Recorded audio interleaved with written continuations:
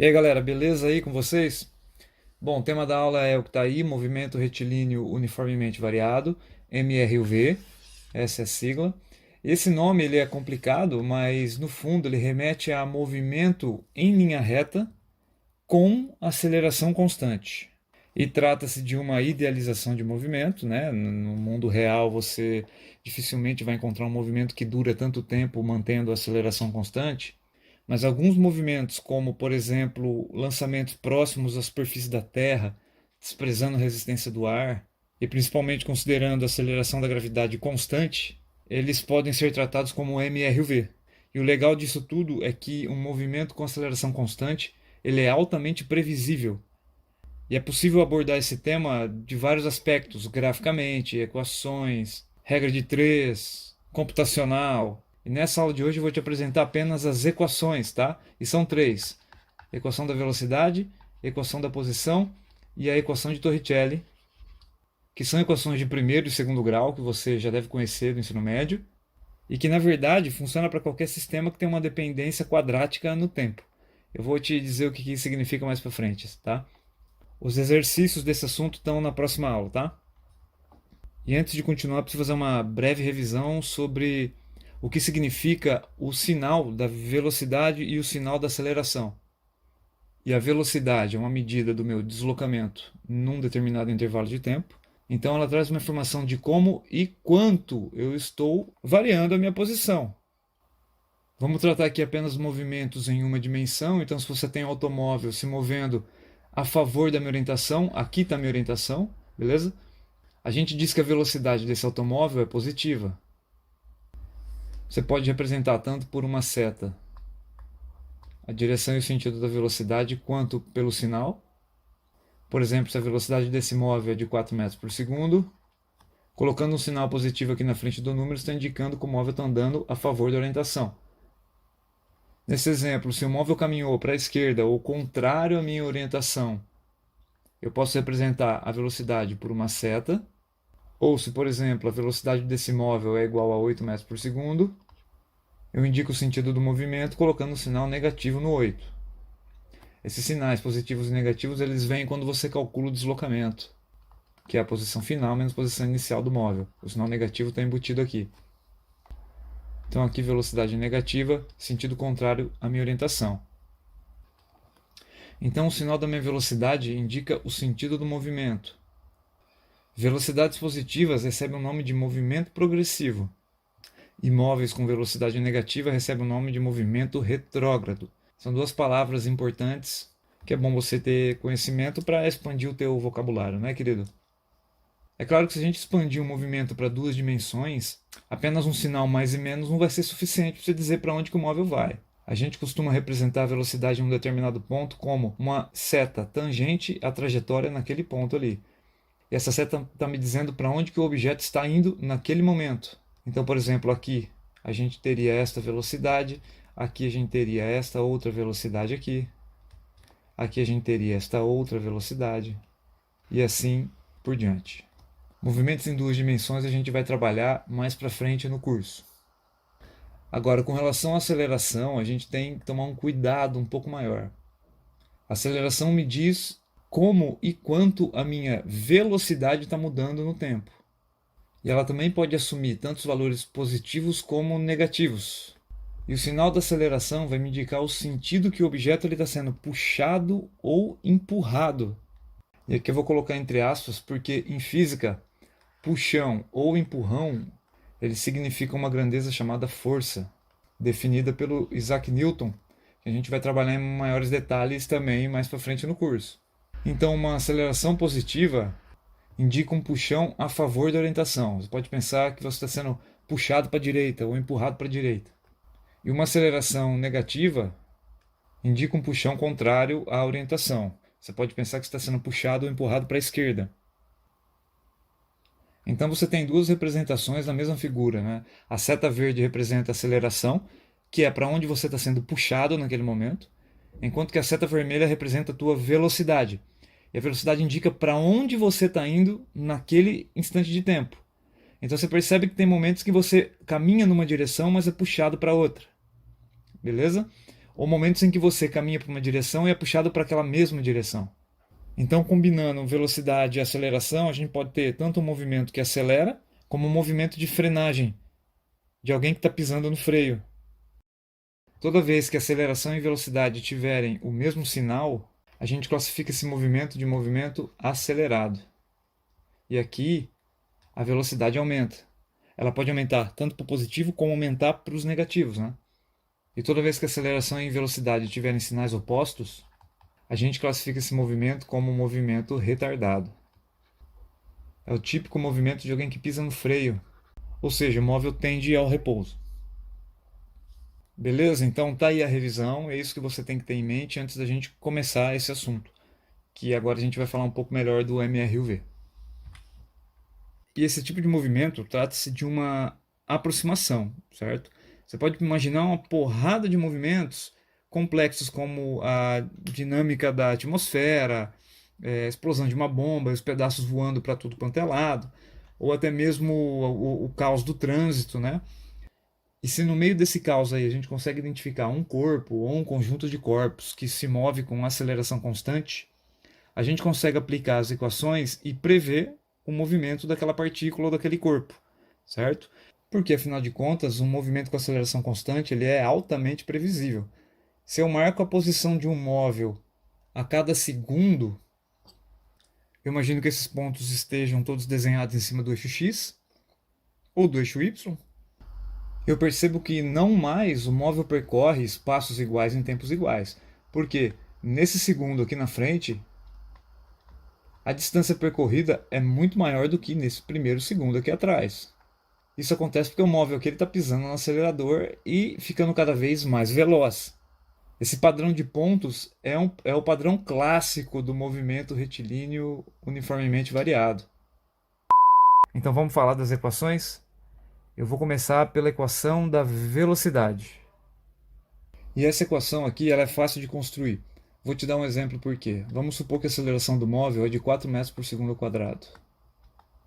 E vamos supor que a velocidade inicial do móvel seja zero. Ou seja, ele está parado e aí de repente ele pisa no acelerador com uma aceleração de mais 4. Bom, vamos construir uma tabela com os tempos e as velocidades desse móvel conforme ele caminha aí. Então, para os tempos 0, 1, 2, 3, 4, quais são as velocidades desse cara?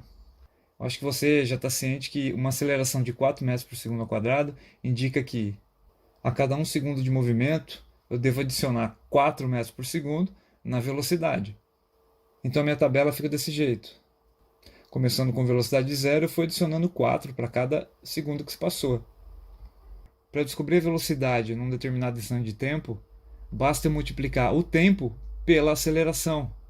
Por exemplo, se eu quiser descobrir a velocidade no tempo 27, eu não preciso ficar somando 4, 4, 4, basta fazer 27 vezes a aceleração, 27 vezes 4. E eu vou ter 108 metros por segundo de velocidade. Então a gente já começa a construir a nossa equação. A velocidade que eu quero descobrir, velocidade final, ela é igual à aceleração vezes o tempo. Isso é um padrão que vem da própria definição de aceleração. E esse padrão é válido mesmo se minha velocidade inicial for diferente de zero. Por exemplo, vamos pensar numa velocidade inicial que é de 20 metros por segundo. Eu vou fazer uma nova tabela aqui. Para o tempo 1, 2, 3, 4, assim por diante, eu devo adicionar sempre mais 4 a esta velocidade para descobrir as velocidades finais. E assim por diante. Então, de novo, se eu quero descobrir a velocidade no tempo 27, além do produto da aceleração vezes o tempo, eu preciso adicionar a minha velocidade inicial. Vai me dar 128 metros por segundo. Então a minha equação geral, levando em conta a velocidade inicial, ela tem que ser escrita como velocidade final é igual velocidade inicial mais o produto aceleração pelo tempo. Essa equação ela é bem famosa e esta é a equação das velocidades para o movimento retilíneo uniformemente variado. Anota essa equação no teu caderno e escreve aí o que significa cada termo, né? Essa aqui é a velocidade final, esta é a velocidade inicial, essa daqui é a aceleração e este é o tempo. Exemplo bem rápido. Vamos supor que a velocidade de um móvel é dada por essa equação, menos 8 mais 2 vezes o tempo. Comparando com a minha equação, eu percebo que o número que multiplica o tempo é sempre a aceleração. Então, se eu voltar aqui e olhar para esse cara, você percebe que a aceleração desse móvel é igual a 2 metros por segundo ao quadrado, porque é o 2 que multiplica o tempo. O número independente, menos 8, ele só pode ser a minha velocidade inicial. A gente descobre isso fazendo comparações diretas. Fisicamente falando, a gente interpreta tudo isso como um móvel que no início, no tempo zero, ele estava andando para trás, ó, velocidade negativa, só que ele era puxado para frente, aceleração positiva. Esse tipo de movimento é movimento de frenagem, certo? É o veículo que está andando para lá, só que ele está sendo puxado para cá. Em algum momento esse veículo ele vai parar e começar a voltar se essa aceleração continuar. E vai andar para sempre para a direita depois. Outro exemplo é, vamos considerar o tempo igual a 5 segundos. Você acha que o móvel vai estar andando para a direita ou para a esquerda nesse tempo? Usando a equação para descobrir, a gente pode substituir o tempo por 5 e fazer a conta. Menos 8 mais 2 vezes 5. Eu descubro a velocidade do cara. Menos 8 mais 10. Isso aqui vai dar mais 2 metros por segundo.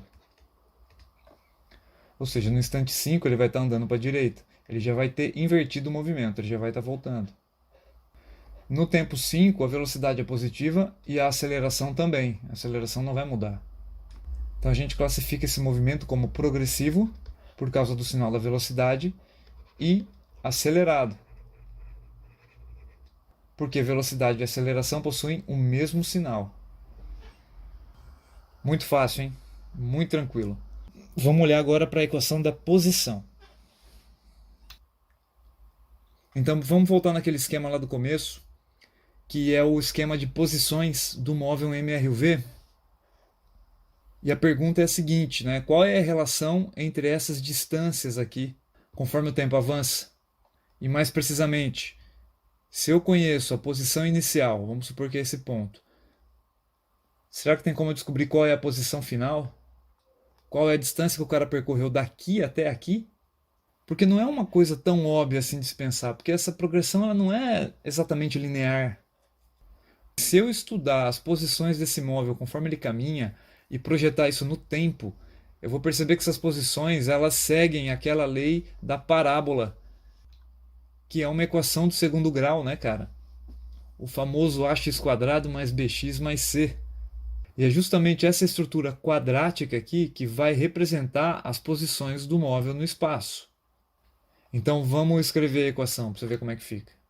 Se na minha posição inicial o móvel ele tinha uma determinada velocidade inicial v0 e também uma determinada aceleração a equação da posição final ela vai ser escrita assim: posição inicial mais velocidade inicial vezes o tempo mais aceleração dividido por 2 vezes o tempo ao quadrado. E essa é a nossa equação da posição. Você também precisa copiar essa equação no teu caderno e escrever o que significa cada termo aí. É importante aqui a gente analisar a estrutura dessa equação. O que eu quero dizer com isso? Ó, essa equação é composta por 3 somas, ou 3 parcelas. Existe aqui um termo independente, e o que eu quero dizer com isso é que ele é o único termo que não multiplica o tempo. Esses outros dois aqui, eles possuem a incógnita tempo, sendo que um deles multiplica o tempo ao quadrado. E perceba que não é a aceleração que está multiplicando o tempo ao quadrado, é metade da aceleração. É a aceleração dividido por 2. Isso é importante, hein, cara? E esse outro termo aqui é a velocidade inicial, que multiplica o tempo. Então, me acompanha em um exercício apenas, que eu quero fazer aqui com vocês, para pontuar melhor esse lance de decorar a estrutura da equação e as informações que a gente tira disso aqui. Vamos pegar como exemplo essa expressão aqui. S é igual a 12 mais 3 vezes t mais 4 vezes t quadrado. E a tarefa aqui é identificar a posição inicial, velocidade inicial e a aceleração. Quando você tem a equação, você responde essas coisas por comparação. Você sabe que a expressão original é esta aqui, ó. Então, por comparação simples, você sabe que a posição inicial do móvel é 12 metros. A velocidade inicial do móvel é mais 3 metros por segundo. E a aceleração do móvel, cuidado, esse número que está aqui na frente é metade da aceleração. Então, quem é a aceleração inteira? 8 metros por segundo ao quadrado. Toma cuidado com a aceleração, hein? Sempre o número que está aqui multiplicando o tempo ao quadrado é metade da aceleração. Deixa eu te dar um segundo exemplo. B. S é igual a 2 menos 3t mais t quadrado. Pausa o vídeo e tenta identificar os termos. Posição inicial é o termo que não multiplica o tempo. É o 2. Velocidade inicial é que está multiplicando o tempo e não o tempo ao quadrado. E cuidado, hein? Aqui o menos ele vem junto com o número, porque na fórmula original tem um mais aqui. Beleza? Então essa velocidade inicial é de menos 3 metros por segundo. E a aceleração? Acho que você deve imaginar que multiplicando o tempo ao quadrado existe o número 1. Não é? O matemático diz que a gente não precisa escrever o número 1 quando ele multiplica algum outro termo, né? É redundante, porque multiplicar por 1 não muda o resultado. Só que a aceleração não é 1. A aceleração é o dobro desse número. Esse número que está aqui é metade da aceleração. Então a aceleração é mais 2 metros por segundo ao quadrado. Olha o item C, que exemplo curioso. Pausa o vídeo aí e tenta identificar os termos. Está faltando uma parcela nessa equação, não está? Está faltando justamente a posição inicial. Eu poderia reescrever isso aqui desse jeito. Ó. 0 mais 3t menos 10t quadrado. Por quê? Somar 0 ou diminuir 0 não altera o resultado. Então você não precisa escrever 0 aqui. Mas toma cuidado. Está subentendido que a posição inicial desse móvel é 0. Velocidade inicial, então, é o 3. E a aceleração é igual a menos 20 metros por segundo ao quadrado. O dobro do 10. Último exemplo que eu te dou, isso aqui também é uma equação da posição para o MR e o V. A posição é igual a tempo ao quadrado menos 8. Está faltando coisa aqui, né? Está faltando pelo menos a parcela do tempo. Se a parcela do tempo não está aqui, é porque ele está sendo multiplicado por 0. 0 vezes o tempo vai dar sempre 0, então eu não preciso escrever nunca esse termo. Beleza? E quem multiplica o tempo é a velocidade inicial. A velocidade inicial é 0. Olhando para os que sobraram, acho que você identifica a posição inicial como sendo menos 8 e a aceleração igual a 2 metros por segundo ao quadrado. Lembrando que tem um 1 aqui, que não está escrito, mas a aceleração é o dobro desse número. E não interessa a ordem que a expressão foi escrita, o que interessa são os números, as constantes que multiplicam os tempos. Interpretação física de cada equação. Vamos pegar, por exemplo, o item A. Se eu tivesse que desenhar esse movimento ou imaginar esse movimento, eu desenharia um móvel que no início está na posição 12. Então vamos desenhar aqui a minha reta real. Vamos supor que aqui é a posição 12. Tudo isso medido em metros. No início o móvel está aqui. E quando o problema começa, você acha que ele começa andando para a direita ou andando para a esquerda? Quem vai te responder isso é a velocidade. Quando o problema começa, a velocidade é positiva. Então ele está andando para a direita. E qual direção ele está sendo sempre puxado ou empurrado? Se você olhar para a aceleração também é positiva. Então ele está sendo puxado ou empurrado para a direita também. Esse cara ele começou na posição 12 com uma velocidade de 3, pisando no acelerador com uma aceleração de 8 metros por segundo ao quadrado. Então ele vai sempre andar para a direita. Ele nunca vai voltar. Vamos pegar, por exemplo, o item C.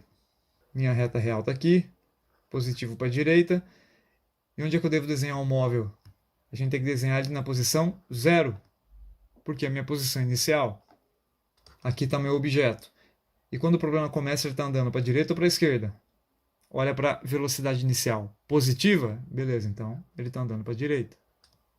E o interessante é que ele está sendo puxado para a esquerda. Olha a aceleração negativa aqui. Então ele começa sendo puxado para cá, cara. Quando o problema começa, esse corpo ele vai andar um pouco para frente, porque ele ainda tem movimento para frente. Só que como ele está sendo puxado para trás, ele vai frear e vai começar a voltar para toda a vida. É como se você tivesse jogado uma pedra para o alto. Ela sobe, para, e em algum momento ela volta.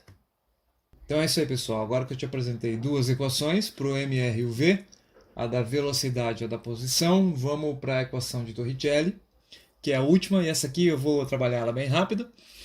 Não se assuste com a dedução, beleza? Então vamos pegar aqui de novo a minha reta. Vamos considerar de novo as marcações das posições de um móvel em MRUV. Então considere aqui um móvel nessa posição, posição inicial para ele. Ele tem uma velocidade inicial, está acelerando, aceleração A. Ele vai percorrer esses espaços e em algum momento ele vai chegar aqui nessa posição, né? A gente marca a posição final dele aqui, S. Ele tem uma velocidade diferente daquela que ele tinha aqui no começo. A aceleração continua igual, beleza? Então aqui estão as duas equações que a gente já conhecia, velocidade e posição. E o que a gente vai fazer agora é o seguinte, é misturar essas duas equações de tal maneira que a gente consiga uma terceira equação independente do tempo. E a maneira de fazer isso é isolando o tempo nessa equação e substituindo nessas outras duas aqui. E muitos historiadores acreditam essa análise a esse sujeito aqui, o Torricelli. Ele foi discípulo de Galileu e tem estudos importantes na área da hidrostática. Isso aqui na mão dele é um barômetro, é um medidor de pressão atmosférica, né? Ele que inventou esse aparelho aqui. Então, se você isolar o tempo nessa equação e substituir na equação de baixo, você vai fazer bastante conta mesmo, tá? Não se assuste com elas e no final você vai ter esta equação aqui, conhecida como equação de Torricelli. Então, analisando a estrutura da equação, a gente isolou a velocidade final ao quadrado aqui desse lado da equação e ela vai ser igual à velocidade inicial ao quadrado mais 2 vezes a aceleração vezes o deslocamento. Tá aí. Anota também essa fórmula no teu caderno, é a terceira fórmula para o MRUV. Esses são os nomes dos termos. Perceba que o último camarada aqui é o deslocamento, que você já conhece, né? Deslocamento é a posição final menos a posição inicial. Então na próxima aula eu vou trabalhar em detalhes vários exercícios e a gente vai usar apenas as equações para resolvê-los, tá? Então essa foi a introdução ao MRUV. Então dá play aí na aula de exercícios e vamos lá.